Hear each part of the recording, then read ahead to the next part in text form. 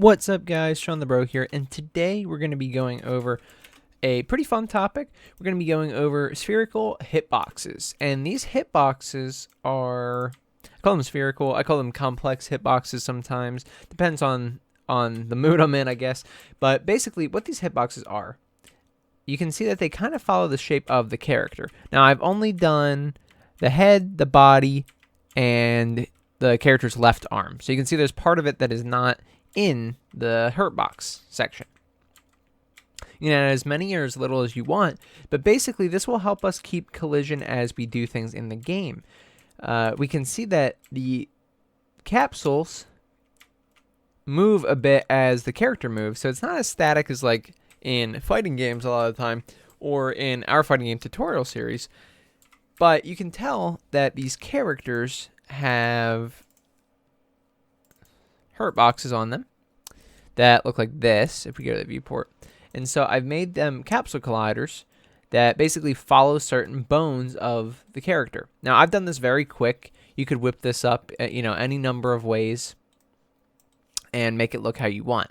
This is actually a little bit too long, I noticed while I was playing that. So we'll be able to adjust our Hurtboxes today and equip them, put them on our character like this. This way we can actually attach them and play with them in-game. And our Hurtboxes then automatically work with the movement that we do. So you can see as I move, you can see when I do my jumping or falling animation, the Hurtbox on the arms actually stays. This is intended, especially for platform fighters. You want these kind of Hurtboxes that follow your exact movement and alteration from your idle pose. And so that's what we're going to be covering today, using these different types of Hurtboxes and really Hurtboxes in general, because before, collision was handled just by colliding with the mesh or the Capsule Collider alone, not with Hurtboxes. And Hurtboxes are going to be very important throughout the entire series. You can also see that we have damage working with these Hurtboxes. So as I attack an opponent, I deal damage to him. All right. So what we're going to do to get started is we're actually going to go to the code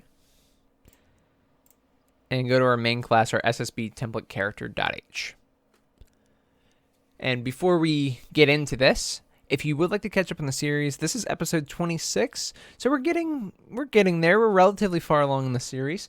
We have so much more to do, and I can't wait to do it. But for now, we've done quite a bit of stuff that you may be interested in, such as jumping through platforms, falling back through them, launching, damage counters, and all these other things that could be useful. So if you're interested, I'll leave the playlist right here in the top right corner of this video.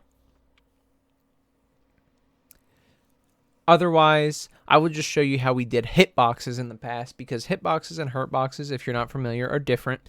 Hitboxes are what spawns when you use an attack that can deal damage. Hurtboxes are what attach to your character, and then if that Hurtbox is hit with a hitbox, that character gains damage or loses health, however it ends up working in that game. So I'll show you that hitbox episode right here in the top right corner if you want to catch up on that, because we will be using that logic today. All right, otherwise, let's get started. So I figured we'd go to the code because there's only one thing we need to do, but I wanted to knock it out first. That way we don't have to worry about it. So in our SSB template character, I've gone ahead and made a T array of uStatic mesh component pointers, and I've called it Hurtboxes. Now, we don't necessarily know how many Hurtboxes the characters will have. Different characters can have more Hurtboxes or less Hurtboxes than others. We can also position them differently and tag them to separate them and make them more unique. But for now, all we really care about is that we have an array that we can access, add to, and keep track of all these Hurtboxes that we do spawn and or put on our character. So go ahead and make a variable like this, and then build, make sure everything compiles. You don't need to fill out anything in your constructor for that. We can do all the adding later. You can technically do some stuff to set up an array, but it really just is not necessary here. So once you've added that and built, go ahead and go back to the editor and go to your SSB template character blueprint or your character BP. I had two of them, We're probably going to end up swapping this to a base character BP and then having one character, just because it's the way we should be doing it. It makes it easier for us down the line. But for now, I'm just going to work in my main character, my SSB template character BP. Just to remind everyone, this is a child of SSB template character, the code class that we were just in. All right. So, to date, we did not have any Hurtboxes. As I said, we were just dealing collision based off either the capsule component or the mesh itself. And so we want to incorporate these Hurtboxes and only deal damage if this is what gets hit, not just the character. So mainly today we're going to be working in our character itself and the Hitbox Actor Blueprint. Specifically where check collision is. Alright, starting out in the character, one thing that I've done is I've gone to the viewport, clicked on my mesh, character's mesh, and I've added these static mesh components. You can add as many or as little as you'd like. So click on the mesh, click add component, static mesh. And once you click it, it'll spawn something like this. The static mesh will be empty. It'll look like this. And then you have to choose what static mesh you want. So I've been using a default static mesh of shape narrow capsule. Now, this is in starter content. So if you've downloaded starter content for Unreal and for this project, you'll be able to access this. Otherwise, you can make your own shape or download it from somewhere, whatever, it doesn't matter. Now, I've designed this very quickly. You could be a lot more precise and careful with this. And, you know, this job of creating Hurtboxes does take a lot of time when you're trying to get every character correct. For me, I didn't even finish the whole character. I just put these ones in as an example. I will put them all in for next time we are going to have another Hurtbox episode. So I got more that I have to show you anyway. But just to prove a point, you can see here are my Hurtboxes. You can go as crazy or, again, as limited as you want with it. All right. So you saw how I assigned the mesh and the materials. All you really have to do is when you add these static mesh components, and you may not know how many you need before you start adding them. So I just started one at a time. Start with the head. And I put this stuff in, and I chose the parent socket. You don't technically have to choose the socket if you don't want. However, if you choose the socket here as opposed to attaching later, it makes our lives a lot easier because we can actually see it in the viewport here. If we don't attach here, even if you do it in the construction script, it's going to be a little bit different in game when you attach, when you actually see the character with the Hurtboxes attached. So if we just click the little search box here, you will see that it comes up with all the bones on your character. Now, I have Mixamo characters in right now, but it doesn't matter what type of character you have. This will work for everybody. All you have to do is find a bone that is close to where you want. Now, me, I just went off the names. So for head, I wanted to pick the head bone that we have. However, you could always, if you wanted to, click on the mesh of the character, go to the skeletal mesh by double-clicking this, and it will show you all of the bones. So you can click on something like head, and it will show you exactly where it's at. That's where the bone for the head is at. Again, I'm not really being that precise. I just basically went through and grabbed values that I thought were good. So for the head Hurtbox, I picked head.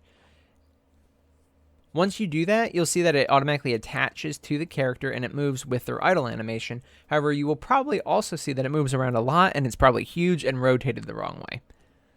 All you have to do is go through and manually change these values. As you saw me do earlier with the scale, I can shrink these or make them bigger to my liking. So see, maybe that's what I want for the head, not as big as it was before. And maybe I want to shrink the body as well. So I go here and I change the scale on the body. This is entirely up to you how you want to do it.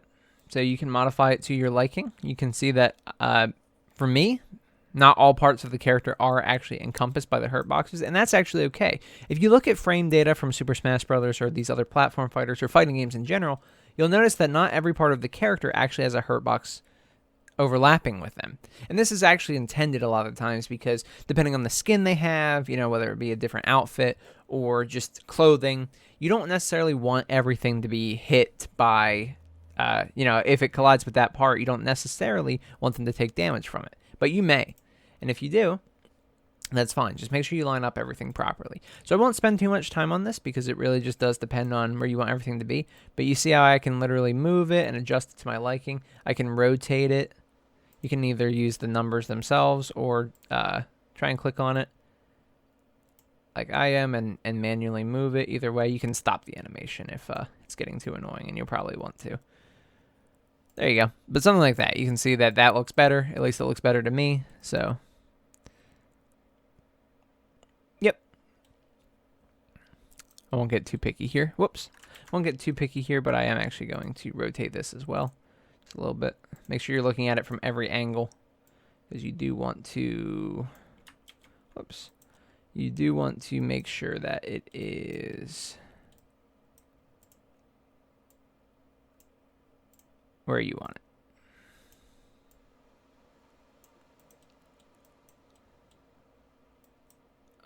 it. Okay.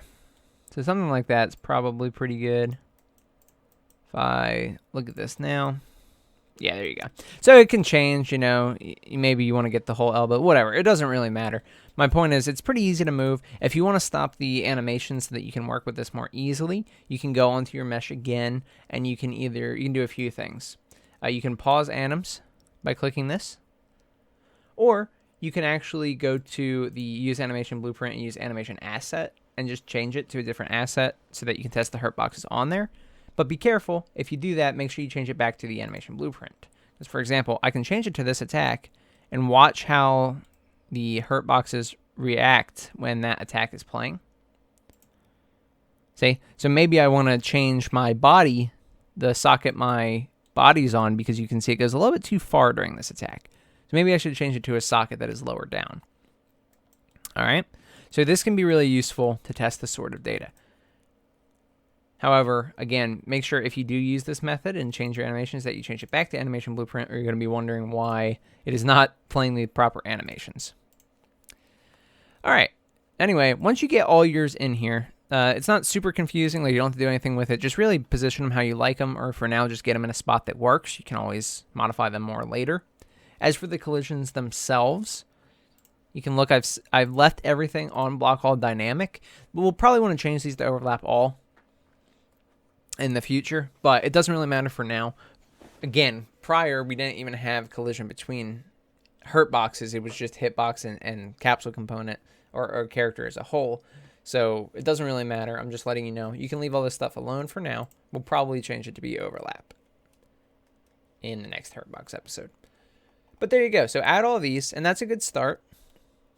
But we need a way to actually track these. So we could do a few things here. We could actually just, whenever we want to check collision, we could grab the character mesh and get the children, but that's a relatively expensive operation, when in reality all you have to do is store these out to an array, and in which case you can actually use them afterward whenever you like.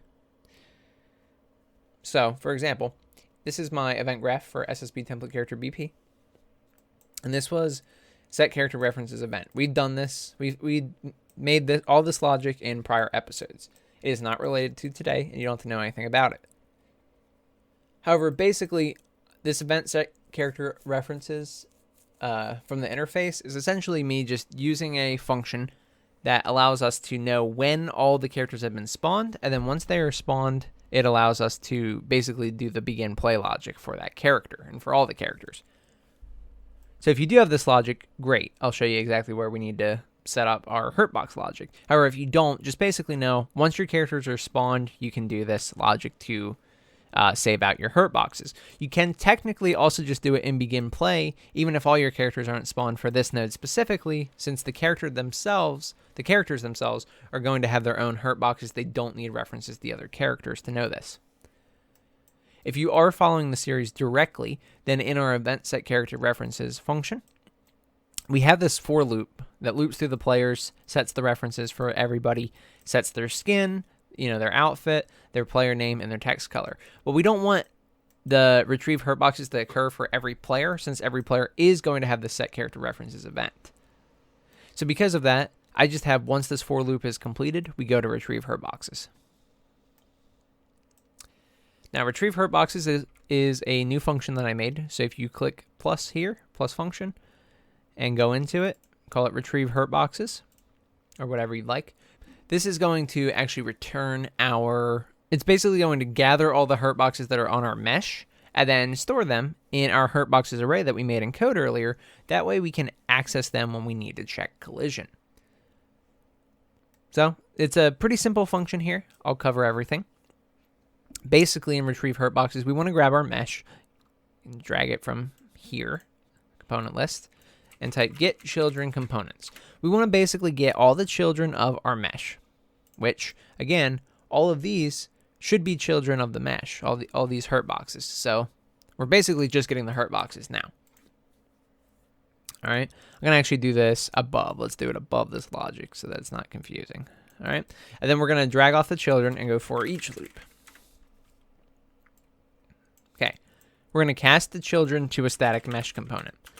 Now, this is the first test. Basically, if this cast succeeds, then we know this is a static mesh component, this child, which most likely means it's a Hurtbox. For right now, it definitely means it's a Hurtbox. However, as the game advances, we could get things like outfits or hats or something that you can put on the character. If we do end up wanting to support that, you could attach other things to the mesh that aren't related to Hurtboxes. And so we want to definitely make sure that the object we are grabbing is a Hurtbox, otherwise we'll have some very, very weird logic down the line. So I drag off the static mesh component, and I type something called get object name. This will return the name of the actual object. So you can, grab HB head, HB body, HB left upper arm, lower arm. And just so you know, I didn't really point this out, but I do have 2 capsule colliders for the arm, one for the lower, one for the upper. Basically just because it's a joint, right? The elbow is a joint. So if you try and use a capsule between these two, if this arm bends, it's going to try and connect from here to here, and the elbow will be missed completely. It's perfectly fine if that's what you want, but just be aware of that. So anyway, make sure you're calling retrieve Hurtboxes here once you make it on the completed of this for each loop. This is basically the last thing that gets called in set character references by putting it here. All right, so we get the object name, which again gets these. And then all I'm going to do here is check, do a contains. We're going to do a string contains. You see this one? String contains. And then you can put in whatever you want. I'm going to be very specific here, and I'm going to make sure going forward I name all my Hurtboxes that get attached to the static mesh, even if they have to be spawned in, are going to start with HB underscore. So HB underscore is, whoops, not HB parenthesis. HB underscore is the string that I want to search for. This is my substring. Substring is the string within this string that we're trying to find. So essentially, it's looking for the first 3 characters here. It's going to say, does this string exist? They have to be next to each other. It has to be HB underscore for this to return true. Okay. So if we're going to go to a branch. This return determines if it found the substring within these names. So if it's true, it did find the substring, which means this is definitely a Hurtbox. So at this point, you can see I grab my Hurtboxes array, get Hurtboxes, drag off of it, add.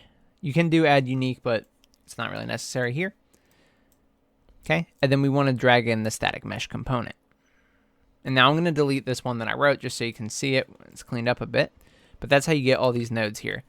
So get all the children components, loop through them, cast them to be static mesh component, get the name, make sure that it is a Hurtbox. In this case, I do have use case checked, which just basically means that the capitalization matters here. So capital H, capital B, they have to be that way. Branch, and if it's true, we know this is a Hurtbox, so we add it to the Hurtboxes array.